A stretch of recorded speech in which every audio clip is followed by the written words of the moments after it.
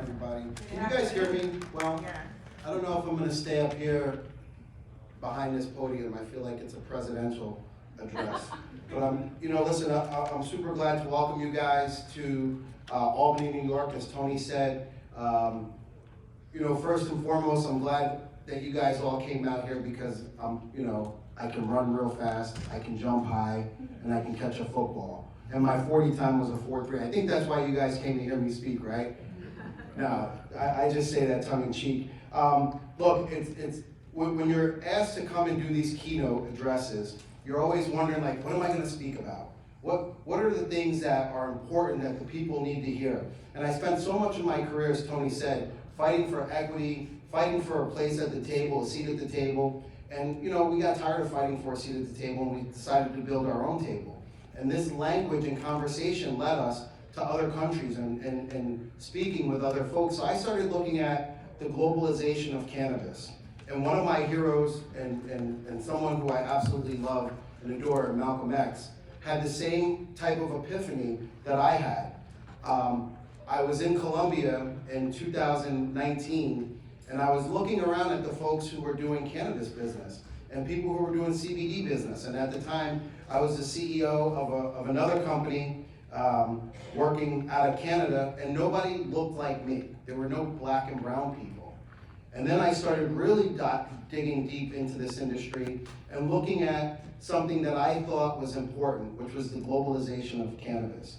Because before we know it, here in the United States, we're gonna have federal legalization, right? And then we're gonna have missed an opportunity to really make our mark as entrepreneurs in a new industry, right? How many times do you have an opportunity? How many of us can honestly say that we've had an opportunity to participate and take place in an industry that was built right in front of their eyes, right? This industry has been built for years in the streets and in the fields, right? In the shadows and in the darkness. Now we have an opportunity to take that and bring it to the table and sit in boardrooms and banks, sit with lawyers, sit with guys who used to prosecute people and now work to liberate the plant, right? So this is important to me. And when I started writing my notes, I said, let's talk about the globalization of cannabis, but let's take a step further, right? You guys hear me good? I'm tired of this microphone. The globalization of the plant, globalization of cannabis is so much bigger than the finances in which we make in this industry, right? But if you really want to take a step back and understand the history of where we are, where we came from to get to where we are, this is important, right? This is an important step. When you think about diversity and inclusion, how many people fight for diversity and inclusion in their workforce, in their workplace every day? I see a lot of black and brown folks here listening to me speak. We fight for this every day, but where do we go from there, right? So great, we're in the industry. The industry is so much bigger than where we are. In the future of this industry, in 5 years, this is going to be a $53 billion industry in 5 years.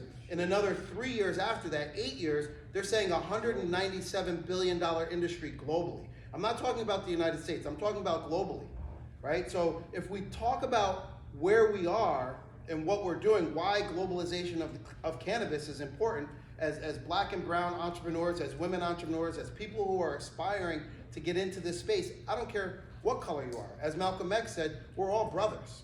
We're all brothers and sisters, right? So we have to come together and figure out a way to eliminate competition globally and start talking about collaboration globally, right? So when you have a global mindset, we don't just do business, as Tony said, we're multi-state. We don't just do business in California, Michigan, and presumably here in New York, right? We have a business in South Africa.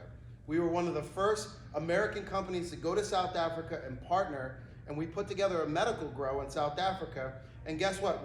There's 3 black business owners that came together in South Africa who are selling our product now to a German medical provider. I'll let that sink in for a second, right? We went to South Africa, and now we're selling our products to a German medical provider. Our CBD company is exporting our CBD products, our Amina2 skincare and hair care products in South Africa because it was easier for us to penetrate a global market than it was for us to penetrate in our own backyard. Right. So what I'm talking to you about today is important because we had to look beyond the walls here in New York State and the United States, right? And we started seeing the window close very quickly, right? We just had an announcement about 3 days ago on the 27th that Cresco Labs is in Ellenville, New York, and they're building a 427,000 square foot facility. My announcement came out last year that we're building a 90,000 square foot facility 20 miles down the road, but we didn't get the noise that a Cresco Lab got. So that made me really think, okay, what we need to do is focus on how to educate folks on what's important in the global landscape of this business, right? So people talk about, in cannabis, we're gonna make $250 million, right? I see people's, they give me these pro formas and they give me these spreadsheets and they tell me, oh, Ruben, we're poised to make millions of dollars. And I tell people the biggest mistake you make in cannabis locally is the same mistake they make globally. And there are some leaders in the room, some of my colleagues will attest to this. People mistake ounces for pounds, they mistake millions for billions, and they mistake social equity for affirmative action. Okay? So this, when we talk about the globalization of the plant, we have to look at that part of it. Okay? When you look at the world leaders in cannabis, you have to look at that. Right? There are 5 countries that lead the world in consumption. Does anybody know any of the 5 countries that lead the world in consumption? Yeah, Any? U.S. The U.S. What number do you think the U.S. is out of 5? Maybe 5. It's the 5th, right? It's the 5th. Great. Well, let me tell you something. The police are not on the same page as everybody else. Yeah, I'm gonna get to you, The brother. police came and cut my hemp farm last year. I'm gonna get to you, Okay. because my story is important to your story. Yeah. So thank you for sharing that. Thank you for sharing that. But more so, Israel is number 1, Jamaica is number 2, the United States, Canada, and Cuba are tied per capita. But if it had to go in order, it would be United States 3, Cuba 4, Canada 5, right? That's important. Now, let's look at where we are as a business. Get down off of the stage. Look at where we are as a business, right? Here in the United States, we're in the Hudson Valley, Ulster County, Capital District today. I'm speaking to you from the Capital District. How easy would it be for your business to penetrate a global market 3 hours away? Think about this. 3 hours away. What's 3 hours away from right where I'm standing today? Montreal, right? Now, how many of you in the legacy world have been getting cannabis from Canada for years? I was one of them. I moved more pounds from Canada through New York than Canada sold maple syrup, right? It was easy back then. It was easy. You were right? the guy that had the 400 pounds in the minivan. That wasn't me. I wasn't dealing with that guy. But when you talk about the globalization of cannabis, now again, think about how easy that was, right? We started out talking about black and brown. We started talking about social equity, right? But I'm done talking about social equity, and I'm done talking about black and brown, because the best way to divide this industry is through our color of our skin, not our economic status, but the color of our skin. That's why I call this the globalization of cannabis, because if I said, let's get in here and talk about black people and brown people, it wouldn't be very inclusive of us. And we know we can't survive without doing business with our white business partners. We can't survive just being black businesses, because we are our own worst enemies, because the system has taught us to hate ourselves and not do business with Saladin, who looks like me, right? And they taught us to be competitive with Saladin, so they taught us this crab in the bucket mentality. So now if Saladin starts getting big, I'm gonna start hating on Saladin. Because why? That's what society has taught me. It's taught me through social media, it's taught me through music, it's taught me through everything. But in this industry, we can come together through, again, the term globalization, right? I don't look at Saladin and I don't look at another white business partner any longer as competition, because Wonder Bread doesn't give a shit what Fryhoffers is doing.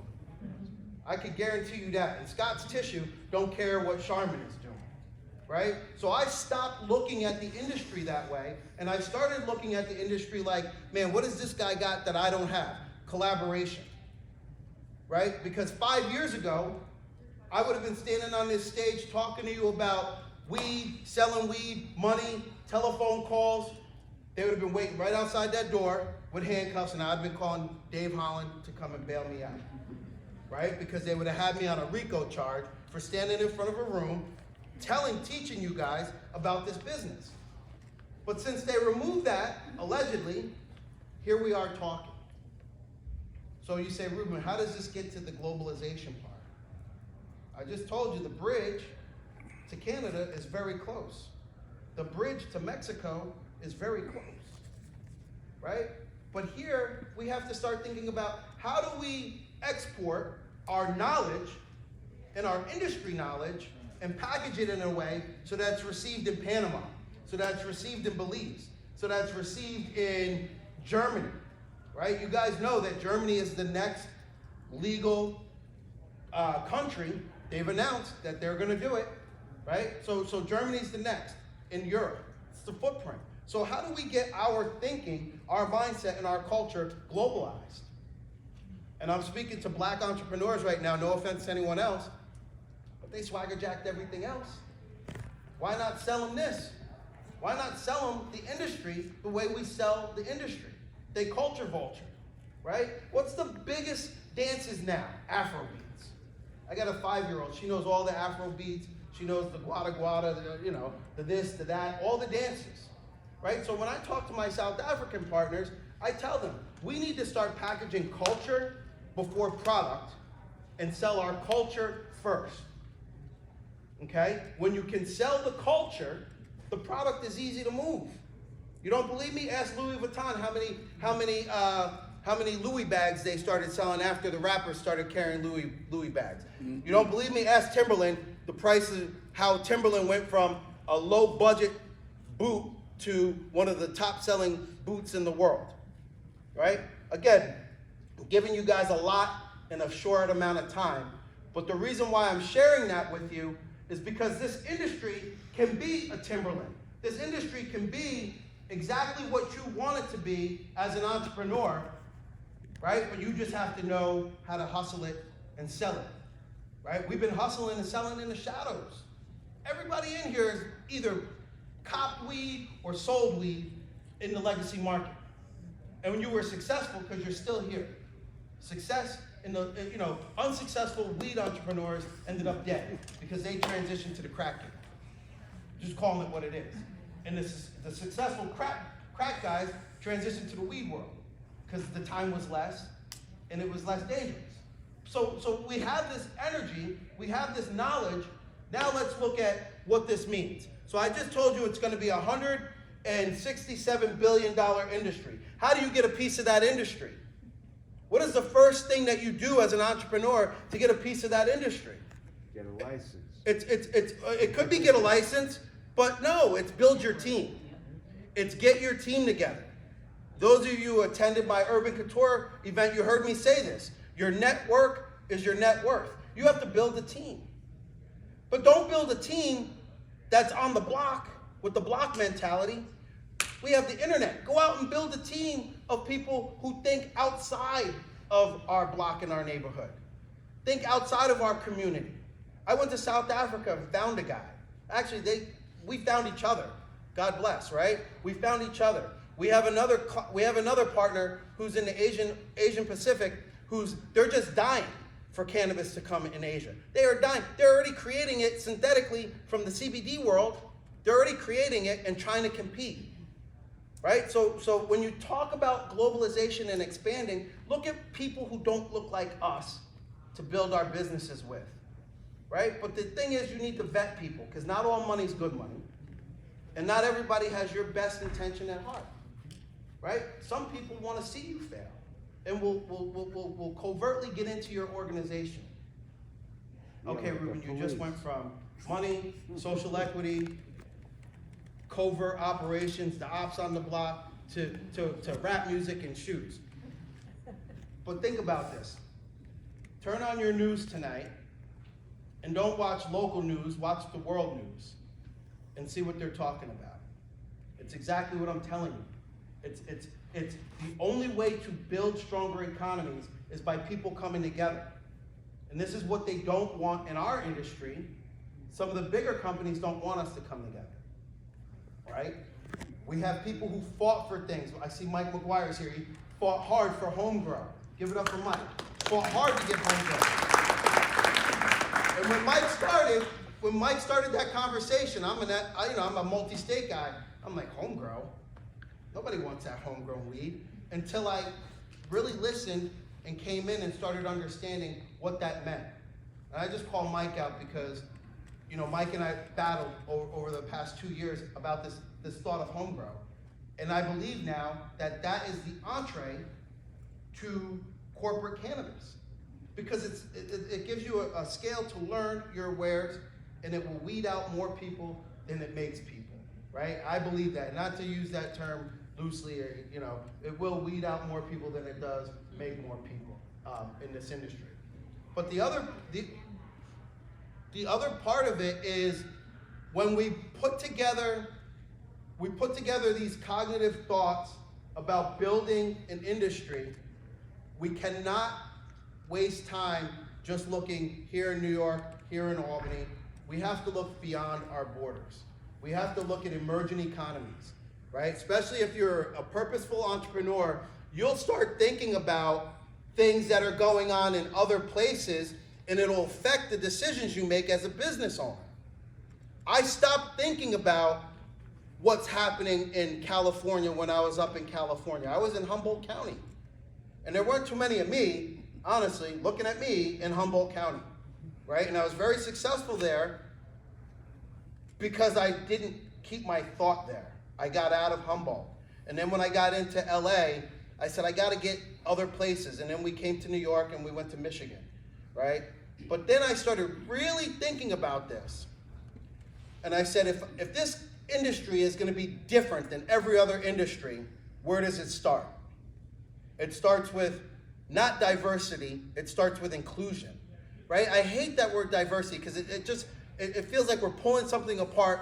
We're doing addition by subtraction, and that never works, right? I think when I think of inclusion, I think that we are working together on a global scale. Our little company, small $20 million revenue company working with a German medical provider at $30 million, $50 million, right? When I think about our little CBD company, from the very beginning, started in the back of,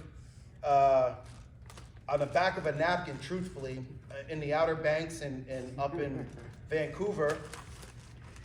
I had this epiphany that I was gonna start a skincare, hair care, CBD company. And now to think that our products are being distributed in South Africa, and those products are going from South Africa to Germany, it's like, okay, so what's next? What can we do next, right? When I really look at the long road of this industry, people always ask me this. Ruben, you're a thought leader. Where do you see this industry in 5 years? The reporter just asked me this. Where do you see this industry in 5 years? This industry in 5 years is gonna look so different than what it looks like today, not because of national legalization. It's gonna look different because the people in the room, like yourselves, are taking the time to learn how to do this business on a global level. You're learning how to take this knowledge and package it and send it to your industry and deploy information in a different way, right? If the car industry had done this, we might not have Tesla and we might not have Ferrari. I'm just being honest with you, right? What happened in the automobile industry is they started thinking global, and Ford went to Fiat, right? And Volkswagen partnered with so-and-so, and Hyundai came in. So when we talk about purposeful and intentional in building an industry, we have to think outside of the United States to do it. We have to. But where do we start today? Build your team.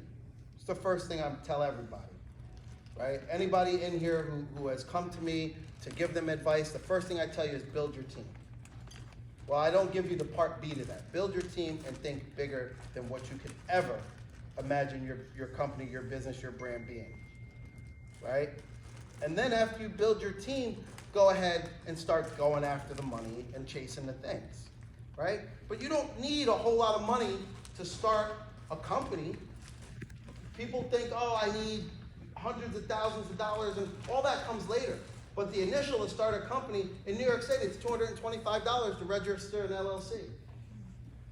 $225 to register, you can't get a license without an LLC, right? Now there are things that come along with running an LLC that you might need money for, but all that stuff comes later, right? The biggest barrier to entry in this business here, Mexico, Colombia, who else do we speak with, Nadine? Panama, Germany, China, Italy, and Switzerland. We've just had these calls within the last month. The biggest barrier to entry is not the money. It's the access to the information, right? So that's why I wanted to come today and share a little bit with you guys. These type of local conferences are great. There are some real leaders in the room. I'm gonna call them out. Dave Holland, put your hand up. Sherry Tarr, put your hand up. Michelle Fields, put your hand up. Tina Lemley, put your hand up. Tony Gaddy, put your hand up, right? These are folks, Mike, put your hand up. These are folks, look around the room, that can help you and give you the information you need to build out your business and do this business the right way, right? I know there's gotta be a few questions. I'm gonna take some questions and I'm gonna give you some closing remarks. Any question? Anybody have a question? See, you I can relate to, because you did time, you hustle. That panel you are there just now, share mumbo jumbo. Well, thank you. They see it from this point of view. You see it from clap clap. I appreciate it. Thank you. Yeah. And that is true. I did time, and I wore a number in the state of New York. And without doing that time, though, I wouldn't have had this vision. Because before I did the time, I was like them. Did you get the license, the social equity? So it's not a social equity license. It's a card license. Yeah. And I did not go for it because my conviction, my criminal conviction, did not allow me to go for that type of license. Wow. Because On to today, Yeah, because I don't have my conviction's not. erase? My instant offense was not a cannabis instant offense. Okay. My investigation was a cannabis investigation, but my charges were outside of that. Okay. Okay. Give you a word on the card license. Do I think it's a great program? I have a client who's here today. I won't call him out. I spent a lot of time working with other folks, and that client came to me in the 9th inning with 2 outs and man on third stranded. David Ortiz did it. And we were able to put together a package and get him presented. But this brother had 11 cannabis convictions in Albany. Forget about anywhere else. 11 in Albany. So if this program wasn't designed for a brother like him, that program wasn't designed for anybody.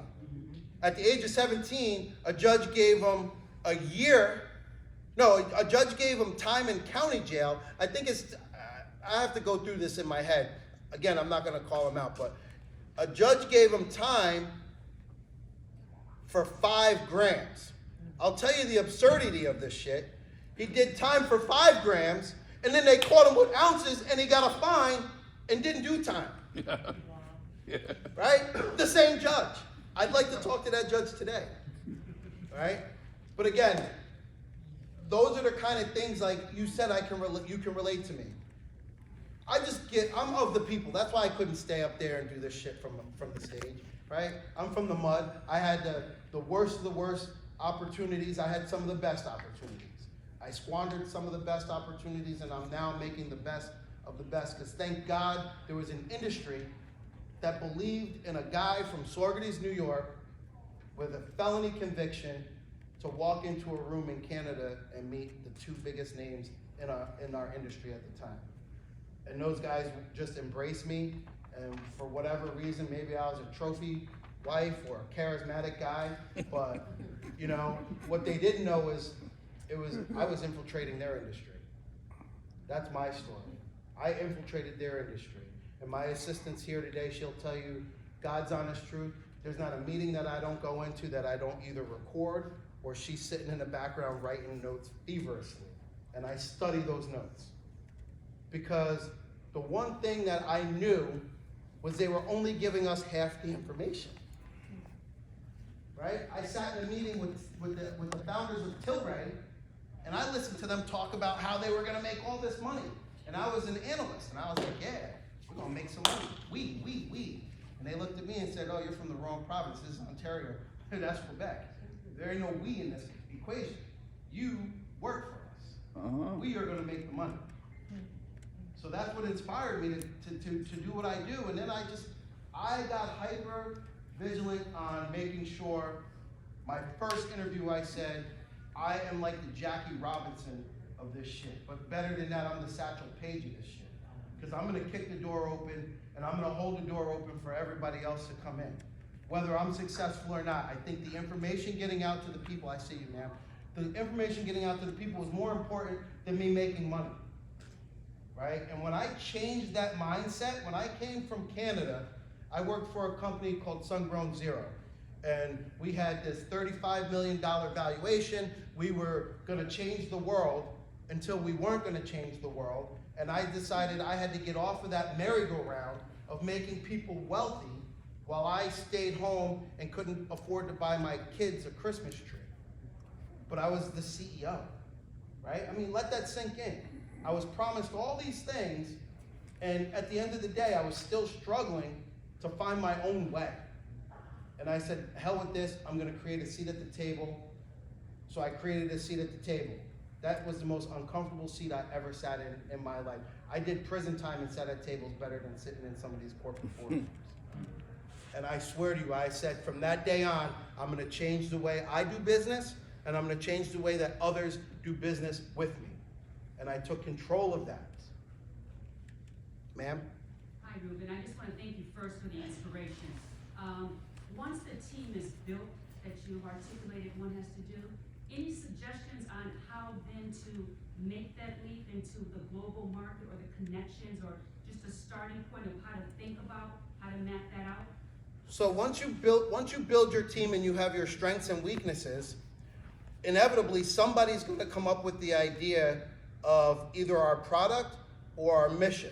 And I tell everybody this, when you start a business, do two things, right? Write your mission, vision, and values, and then evaluate them 6 months later.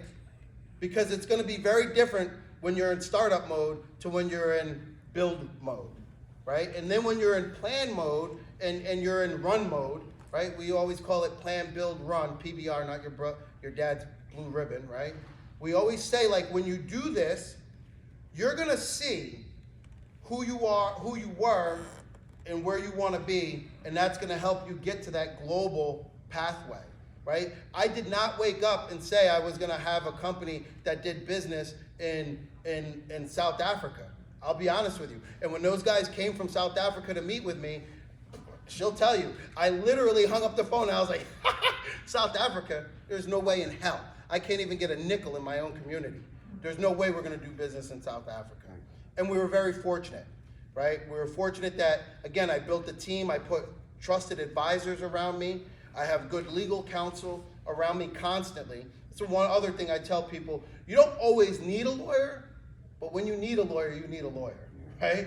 And if you did jail time, you know, when you need a lawyer, you want a good damn lawyer.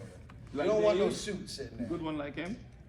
Yeah, you need a lawyer. I'm not gonna point out who the lawyer is on, but you need a lawyer.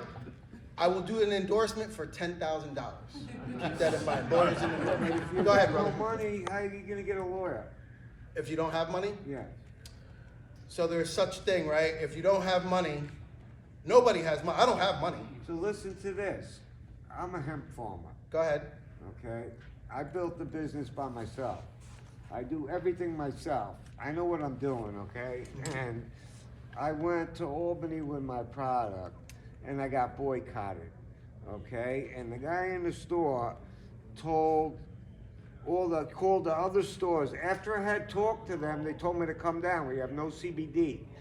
So a half hour later, I get down there, and the first guy that had words with me called them and told them not to buy my product. So now he told the distributor, and now the distributor went around to all the gas stations and telling everyone not to buy my product. So I can't sell my product anywhere in New York. And this is agricultural, and this ain't right. You need a new salesperson right here. So I hear Colony that. Police is saying this is civil, but this is agricultural. Frank Forum, LLC. Here's my. got everything. I hear you, and we can talk after. I don't want to take too much. Everything packaged up, everything with the. I love it. With the codes and love it. everything I did with the agricultural department. Everything I did the QR, I did the scan. I respect it. I did everything right. And here's the thing. And I got boycotted. It ain't right. What was your name? Frank Forum, LLC. Frank, thank you for sharing your story, because everybody hears your story. Now, what we will do, when I get done with my speech, we'll stand outside and we'll chat, and I'll tell you some strategies that you might want to think about to deploy. Because guess what? It's happened to all of us. I've had bank accounts shut down. And the police went and destroyed my hemp farm in New York. I got 2 farms. Last year they destroyed my farm and they're not admitting to it. Okay. All right. We can talk.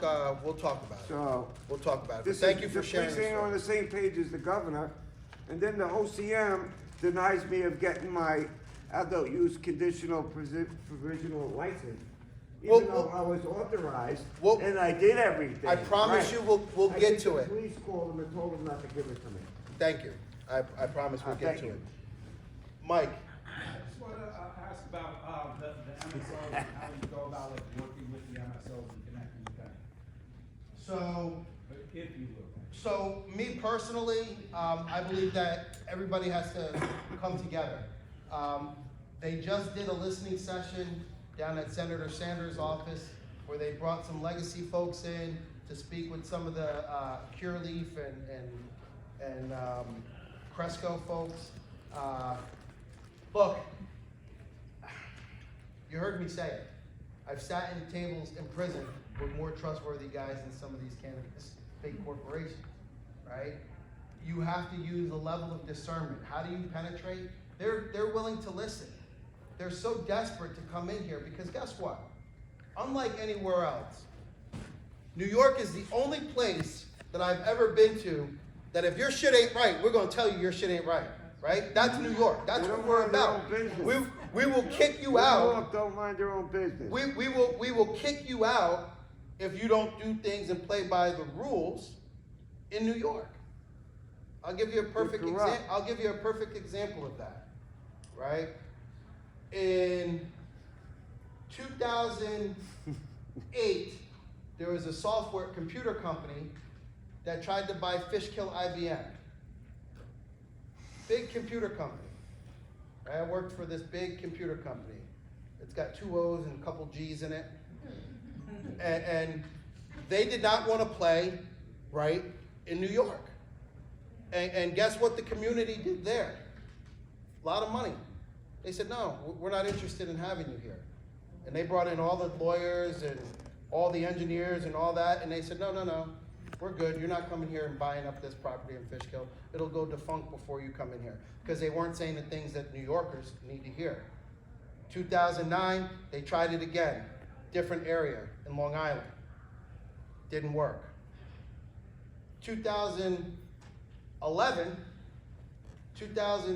between 2010 2012, they were in Manhattan. They said the right things. They changed their language, right? The mighty powerful corporation had to change to how they do business in New York. We saw it with Amazon, right? Where you're seeing it. So how do you work with the MSOs, Mike? Look, you're gonna have to figure out a pathway and common ground. And I always tell everybody there are areas of opportunity. There is something that MSO does that they struggle with that we can do as entrepreneurs better than them.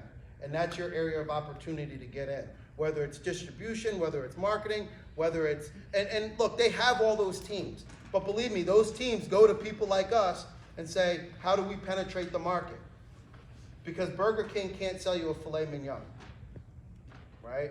And that's what's happening with some of these bigger companies. Any other questions before I go into my closing remarks? Because we gotta get out of here. And I gotta go back to my cards because I don't wanna forget a few key people that I wanna thank in my closing remarks. But first of all, I wanna thank you guys for taking some time and coming into this room. I know a lot of people came specifically to hear me speak. You'll be able to hear more of this, a couple of announcements. We just signed a deal with Nat Geo and HBO. I'll be doing a special that'll be aired in the spring. We're currently filming that now.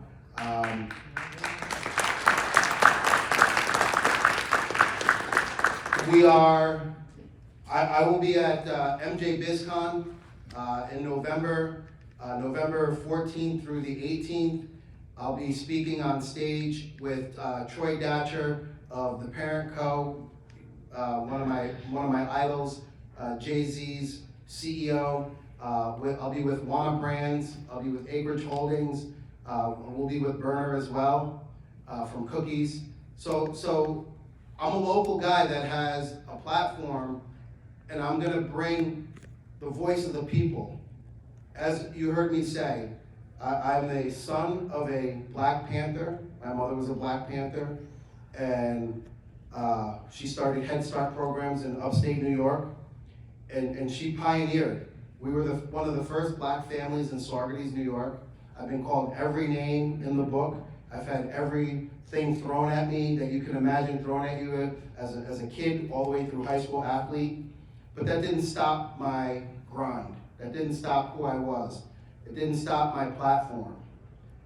And one of my biggest heroes in all of life was Fred Hampton. And Fred was a young, Black, on the rise civic leader gunned down in Chicago by the FBI and the Chicago PD and the CIA in a raid, gone terribly bad. But Fred used to start out his speeches and end his speeches with powerful and inspirational things. And when I listened to something that he said recently, it resonated with this industry. And he said, "The fight will continue as long as we continue to fight." Mm-hmm. The minute we lay down in this industry, it's gonna pass us by, right? So the fight will continue as long as we continue to fight.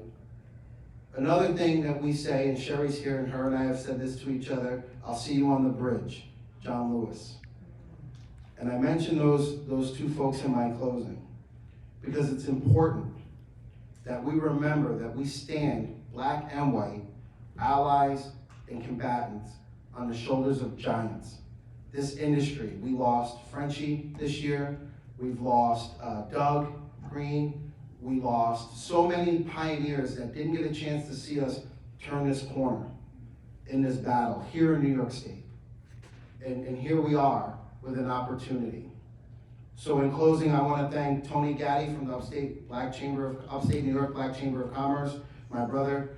The work that they do is so important, and the things that we're going to do here in New York State. Musa and Saldin, Saldin's here in front. Thank you for bringing this package to me. You should have seen the way they came to me and presented me to speak here. They brought me every kind of gift you could imagine. My 5-year-old has more t-shirts, stickers, and things like that. I want to thank my team, Nadine Cavallero, my assistant, she's here. My partners, John Chenoweth and Norris Dorsey. They aren't here right now. I also want to thank my clients. I want to thank the people that I mentor, my mentees, because being a mentor has taught me so much and has given me so much humility because I continue to learn. I think, people come to me and say, "Ruben, will you mentor me?" And I say, "Well, will you teach me?" And they look at me like I'm crazy. But that's super important. And as you grow in this industry or you grow in life, giving back is super important. So I want you guys to think about that. And then, the most important, in closing, is I want everyone to pay attention to the things that are happening around us today. Ask questions, hold people accountable, and don't just take what somebody's saying because they're up here as an expert. Ask them for receipts. How many licenses have you successfully gotten? Or how many applications have you put in the recent XYZ, right? In the card application program. Whether you're successful or not, no. But have you done this? Because there's a lot of people that will run around this industry and sell you that you heard what I said, sell you, not tell you. They will sell you that they're industry experts. And I pointed out some experts in the room today. Those are the real experts. Those are the people who make what I do easy. I get to get up here and shine. Those people are fighting every day for you, every day. And believe me, some of them will tell you, I call them all time of the night, Michelle, all time of the day, right? These are my support team. But again, I thank you guys for coming out. I hope that you learned something here today, and I'll see you guys on the bridge.